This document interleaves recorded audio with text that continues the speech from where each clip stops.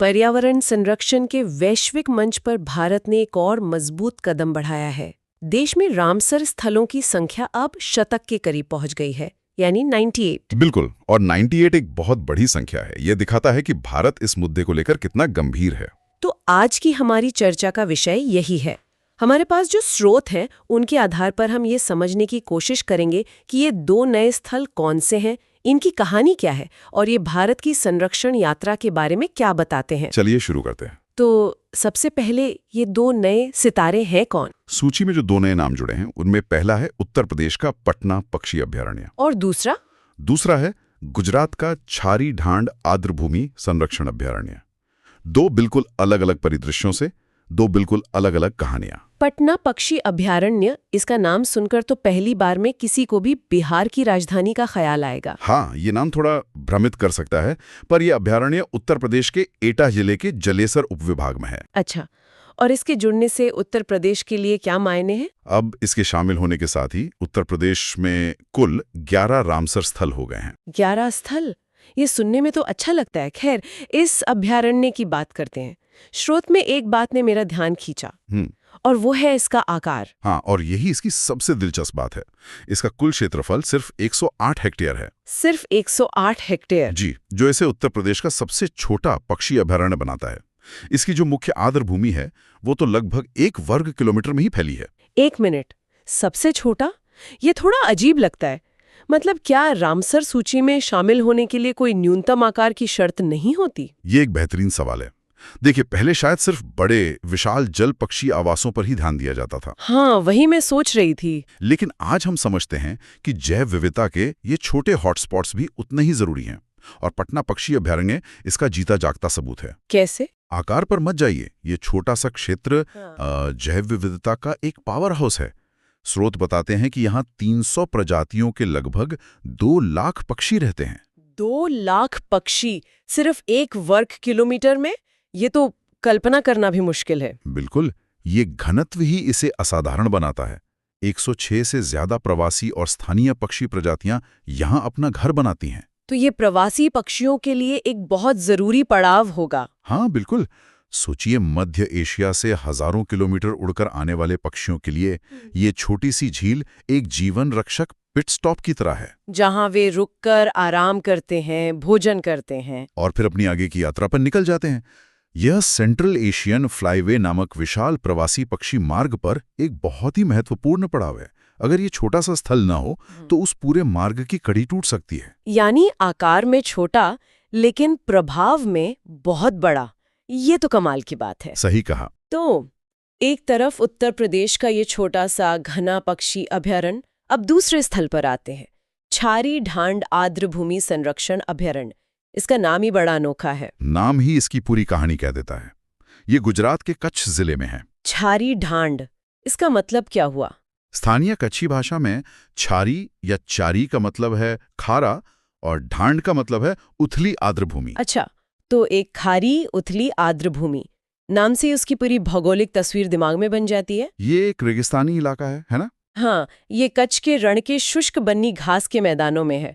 एक प्राकृतिक मौसमी रेगिस्तानी आर्द्रभूमि। मौसमी मतलब मॉनसून में यहाँ पानी भर जाता है और ये एक विशाल उथली झील बन जाती है, और बाकी समय ये एक सूखा खारा मैदान होता है। तो ये कठोर वातावरण ही इसे खास बनाता होगा। बिल्कुल, ये प्रवासी पक्षियों के लिए एक प्रमुख पड़ाव है और इसीलिए इसे पक्षी प्रेमियों और वैज्ञानिकों का हॉटस्पॉट माना जाता है। ये वातावरण सुनने में तो काफी कठोर लगता है। क्या यहाँ सिर्फ पक्षी ही हैं या कोई मानवीय कहानी भी इससे जुड़ी है? बहुत महत्वपूर्ण सवाल। छारी ढांड सिर्फ पक्षियों का घर नहीं है, ये वहाँ के स्थानीय मालधारी समुदाय की जीवन रेखा भी है। मालधारी? हाँ, ये एक चरवाहा समुदाय है जो सदियों से अपने पशुओं, खासकर बन्नी भैंसों के चारे के लिए इन घास के मैदानों पर निर्भर रहे हैं। तो ये आर्द्रभूमि सिर्फ पक्षियों के लिए नहीं, बल्कि उनकी पूरी जीवन शैली और अर्थव्यवस्था का केंद्र है। सही पकड़ा। जब मानसून में पानी भरता है तो घास उगती है जो उनके पशुओं का पेट भरती है। तो यहाँ प्रकृति और इंसान का एक गहरा सदियों पुराना रिश्ता है। तो यहाँ किस तरह के खास पक्षी आते हैं?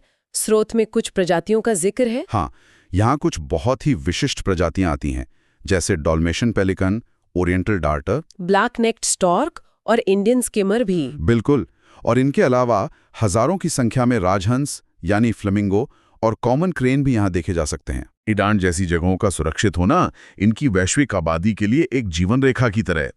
इसी तरह हजारों फ्लेमिंगो का यहाँ आना बताता है कि इस खारे पारी में अभी भी वो सूक्ष्म जीव और शैवाल मौजूद हैं जो उनका मुख्य भोजन है।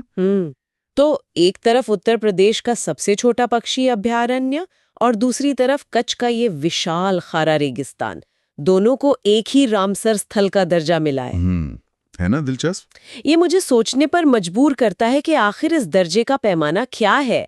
ये रामसर कन्वेंशन असल में है क्या, जिसकी छतरी के नीचे इतनी अलग अलग तरह की जगहें आती हैं? ये समझने के लिए पहले ये जानना जरूरी है कि आर्द्रभूमि यानी वेटलैंड कहते किसे हैं। ठीक है। रामसर कन्वेंशन की परिभाषा बहुत व्यापक है। इसके अनुसार ये कोई भी दलदल, कीचड़ युक्त भूमि या पानी वाला क्षेत्र हो सकता है। प्राकृतिक या कृत्रिम, दोनों? हाँ, प्राकृतिक भी और कृत्रिम भी, जैसे तालाब या जलाशय। इसका पानी स्थिर भी हो सकता है और बहता हुआ भी। यहाँ तक कि 6 मीटर से कम गहरे समुद्री क्षेत्र भी इसमें शामिल हैं। तो इसमें तो लगभग हर तरह की गीली जमीन आ जाती है। हाँ, और इसे एक प्रकार का इकोटोन भी कहा जाता है। इकोटोन? इकोटोन मतलब स्थलीय और जलीय पारिस्थितिकी तंत्र के बीच की एक संक्रमणकालीन भूमि। ये वो जगह है जहां जमीन और पानी मिलते हैं और इसी वजह से यहाँ जीवन की विविधता जबरदस्त होती है। इन्हें जैव विविधता का पालना भी कहते हैं, है ना? बिल्कुल, जैव विविधता का पालना और प्रकृति के गुर्दे भी, क्योंकि ये पानी को छानकर साफ करते हैं। जैव विविधता का पालना, ये बहुत सुंदर उपमा है। तो इन पालनों को बचाने की जरूरत कब और कैसे महसूस हुई?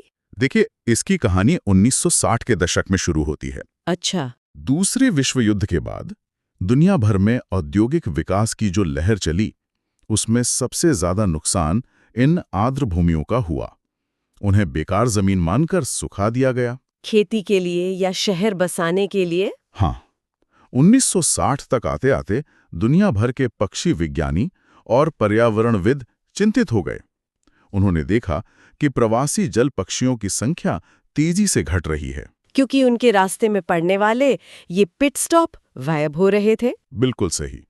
तो इसकी शुरुआत पक्षियों की चिंता से हुई। मतलब ये शुरू में पूरी तरह से पक्षी केंद्रित था? हाँ, यह महसूस किया गया कि कोई एक देश अकेले इन पक्षियों को नहीं बचा सकता, क्योंकि वे तो सीमाएं नहीं जानते। उन्हें बचाने के लिए एक अंतर्राष्ट्रीय सहयोग की जरूरत थी। और इसी जरूरत को पूरा करने के लिए ये सम्मेलन हुआ। जी, 2 फरवरी 1971 को ईरान के कैस्पियन सागर के तट पर बसे शहर रामसर में एक अंतर्राष्ट्रीय सम्मेलन हुआ। और वहीं पर इस संधि को अपनाया गया।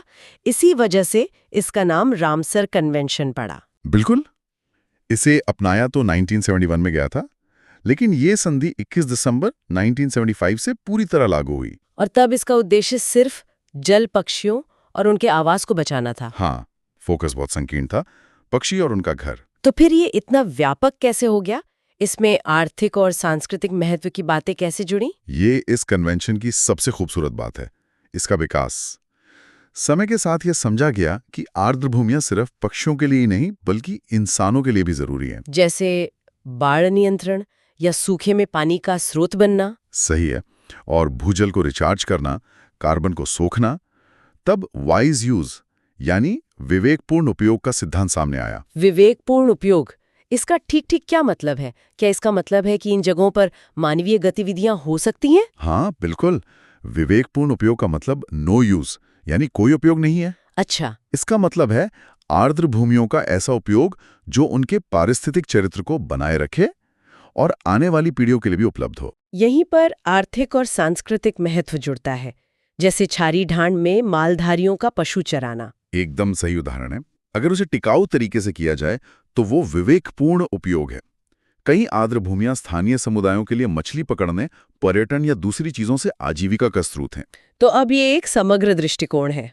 हाँ, अब ये कन्वेंशन सिर्फ संरक्षण पर ही नहीं बल्कि उनके प्रबंधन, अंतर्राष्ट्रीय सहयोग, जैव विविधता, जलवायु विनियमन और जन जागरूकता जैसे सभी पहलुओं पर ध्यान केंद्रित करता है। तो इस सब का क्या मतलब है? भारत में 2 नए स्थलों के साथ कुल 98 रामसर स्थल। ये सिर्फ एक सूची में नाम जोड़ना नहीं है। नहीं, बिल्कुल नहीं। ये इस बात का संकेत है कि भारत संरक्षण के समग्र और विकसित दृष्टिकोण को अपना रहा है। 100 के करीब पहुंचना वाकई एक मील का पत्थर है। और ये दिखाता है कि भारत वैश्विक मंच पर आर्द्रभूमि संरक्षण को कितनी गंभीरता से ले रहा है। ये सिर्फ पक्षियों के बारे में नहीं है, जैसा कि हमने अभी चर्चा की। ये उस पूरे पारिस्थितिक, आर्थिक और सांस्कृतिक ताने बाने को बचाने के बारे में है। बिल्कुल। उत्तर प्रदेश के उस 1 किलोमीटर के पटना पक्षी अभयारण्य से लेकर गुजरात के विशाल छारी ढांड तक हर स्थल इस खूबसूरत ताने बाने का एक अटूट हिस्सा है। आज की ये चर्चा एक महत्वपूर्ण सवाल पर सोचने के लिए छोड़ जाती है। जैसा कि स्रोत बताते हैं कि रामसर कन्वेंशन का दायरा अब आर्थिक और सांस्कृतिक महत्व तक फैल गया है, और हमने छारी ढांड के मालधारी समुदाय का उदाहरण भी देखा। तो विचार करने योग्य प्रश्न ये है, एक विकासशील देश में इन आर्द्र भूमियों के पास रहने वाले समुदायों की आर्थिक जरूरतों और रामसर दर्जे की सख्त संरक्षण आवश्यकताओं के बीच संतुलन कैसे बनाया जा सकता है? इन संरक्षित क्षेत्रों में लोगों और प्रकृति के बीच एक सच्ची स्थायी साझेदारी कैसी दिख सकती है, जहां संरक्षण भी हो और स्थानीय लोगों की प्रगति भी ना रोके?